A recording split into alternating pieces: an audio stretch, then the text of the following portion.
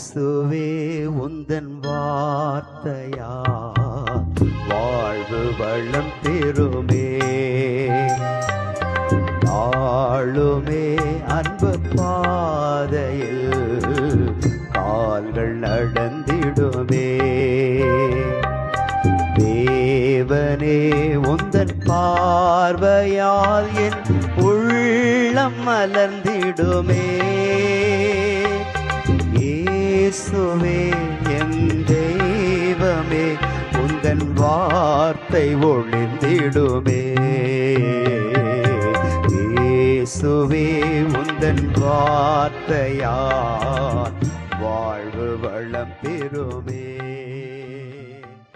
கடவுளுடைய வார்த்தை உயிருள்ளது, ஆற்றல் வாய்ந்தது, இருபக்கமும் வெட்டக்கூடிய எந்த வாளினும் கூர்மையானது, ஆன்மாவையும் ஆவியையும் பிரிக்கும் அளவுக்கு குத்தி ஊடுருவுகிறது, எலும்பு மூட்டையும் மஜ்ஜையையும் அவ்வாறே ஊடுருவுகிறது, உள்ளத்தின் சிந்தனைகளையும் நோக்கங்களையும் சீர்தூக்கி பார்க்கிறது.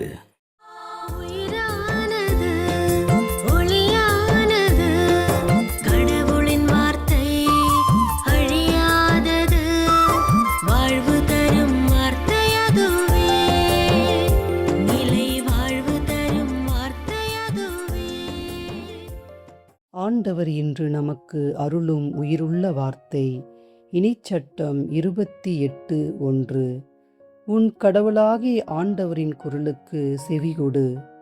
நான் இன்று உனக்கு விதிக்கும் அவருடைய கட்டளைகள் அனைத்தையும் கடைபிடிப்பதில் கருத்தாயிரு. அப்போது உலகிலுள்ள மக்களினங்கள் அனைத்திற்கும் மேலாக உன் கடவுளாகிய ஆண்டவர் உன்னை உயர்த்துவார்.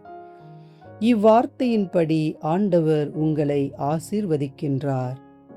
அன்று ஆடுகளை மேய்த்த சிறுவன் தாவீது தன் வீட்டார் அனைவரும் நினையாத நிலையில் ஆண்டவர் இறைவாக்கினர் சாமுவேலிடம், நான் தேர்ந்து கொள்ளப்பட்டவன் இவனே, இவனை திருப்பொழிவு செய்து இஸ்ரேல் நாட்டின் அரசனாக உயர்த்தி ஆசீர்வதித்தார்.